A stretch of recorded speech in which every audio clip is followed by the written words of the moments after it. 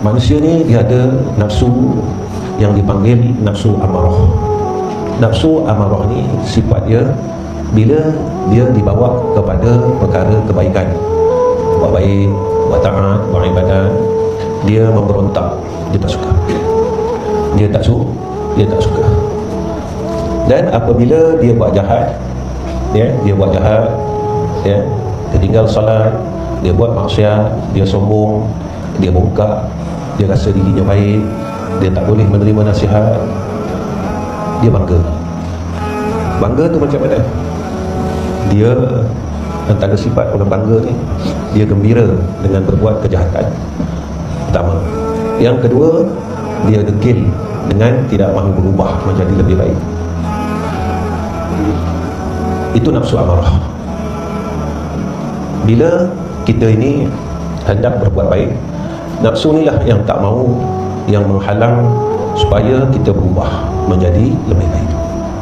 Sebab itu kita ni kena bermujahadah. Bermujahadah ni apa dia? Bersungguh-sungguh, berharap, berdoa. Sebab nak duduk tempat orang baik ni susah. Selalu kita dengar perkataan ni, orang soleh.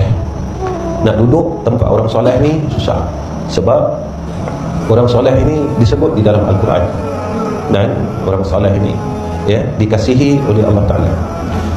Kita kalau nak dapat kasih sayang manusia, senang. Nak suruh orang sayang kita, senang.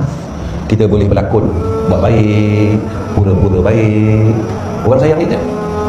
Tapi bila orang tahu perangai kita yang sebenar, orang benci kita. Tapi nak dapat kasih sayang Allah ni, dia susah. Kita tak boleh tipu Allah.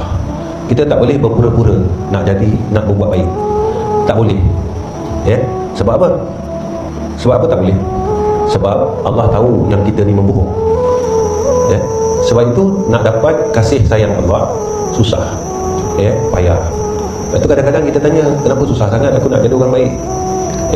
Sebab nak duduk tempat orang soleh ni memang susah. Sebab itu nak duduk dalam syurga susah.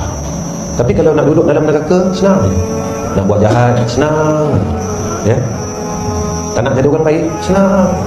Tapi kalau nak duduk dalam syurga, nak dapat tempat di dalam syurga, dia cukup susah. Sebab apa? Syurga ni mahal.